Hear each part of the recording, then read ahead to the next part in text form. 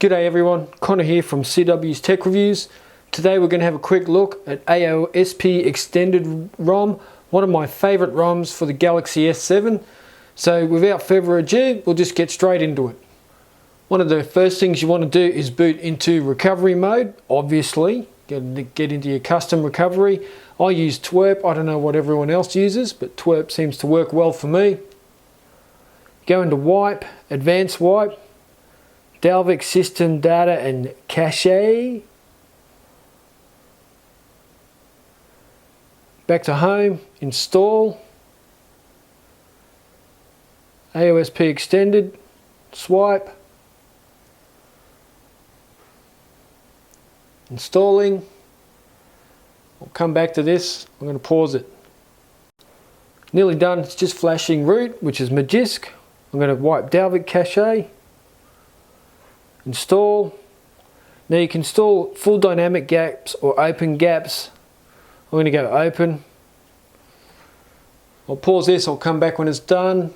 The last flashing the ROM took about 3 minutes. There we go, gaps is done. Gaps being your Google apps. I'll wipe Dalvik cache again, reboot system. Flashing gaps took about 1 minute, and we'll come back when this is done. Alrighty, there we go, we're in the startup mode, so waiting for the ROM to boot took about 3 minutes as well. We'll get started. I'll whack this together quickly and I'll come back and do the quick review on it. Alright everyone, I'm back. We've got AOSP Extended ROM installed on the Galaxy S7, so I'll just give you a quick look. Definitely looks very stock. Looks like a bit of a Pixel phone if you ask me. Is that too bright? Just tone it down a little bit for you. So yeah, it looks like the Pixel phone. Looks pretty stock standard.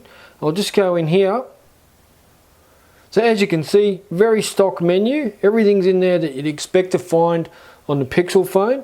But one of the things that I love the most about AOSP Extended is here, your extensions. So if I just click on that, you can see here all your status bar customizations. So you can go in here and you can turn all these off or on. Network activity, these are all the icons that show up in your status bar. Then in here you've got your clock and date, so I always like to have my clock in the center. There we go, it is in the center there. And you can just keep going through, you can change your battery, big circle, and battery percentage inside the icon, there we go. And you can just keep on keeping on with this, you can just change everything in it. So now when I'm charging it, the battery will be red. Traffic indicators, carrier label, ticker, miscellaneous. So double tap to sleep on the status bar, brightness control across the status bar. It just goes on and on and on. Notification settings, so notifications expand. Heads up notifications, quick settings. Right edge of the panel of the status bar pulls down the quick settings. Vibrate on touch, weather settings, so here I can go in here, change the weather settings, custom header image, yes, dynamic, and that's what this is here. You see up here, that changes that, so at night time it'll be different again, where I can change it here. There we go, different again. So it just adds so many different customizations. You can add in your nav bar, there we go. Love a bit of nav bar action on the Galaxy S7. Recents, I like to have a clear all button and I like it on the left hand side. Lock screen, UI, so you can just change everything on here. Now the ROM itself is very fast, like it's obviously being powered by the Snapdragon or the Exynos depending on where you're from. Sorry, mine's an Exynos variant. It comes with 4 gigs of RAM, so this is total stock software, been run on, you know, really up-to-date hardware, and I haven't had a single problem with it. Everything has been ridgy-dig. Absolutely loved it. Music player. Well, there we go. We're going with split screen, and then there we go. And I'll just go back into menu settings. You've got your system as well, so you can have your blur effect, which I actually really like having blur effect. Status bar background blur, and that's what they're talking about there. You see that, the blur behind here.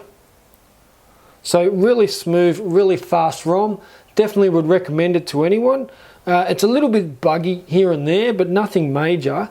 Sometimes you just get, you'll press a button and it stalls a little bit before it goes to the next app or whatever you're trying to open. But it's been exceptional. I've had it installed before for about a week. Then I tried another ROM, and I'm coming back to AOSP Extended because it's the best ROM on AOSP that I can find. If you've got any questions about it, hit me up in the links below. More than happy to answer your questions. What ROM are you currently using? Are you using any good ROMs at the moment? Or you still haven't rooted your phone? Let me know down below what's holding you up. Why do you want to keep your phone stock when we can make it run so much faster? Let me know, because I'm really keen to understand why. Talk to you in the next video. Talk to you in the comments below. Thanks for watching. Check ya.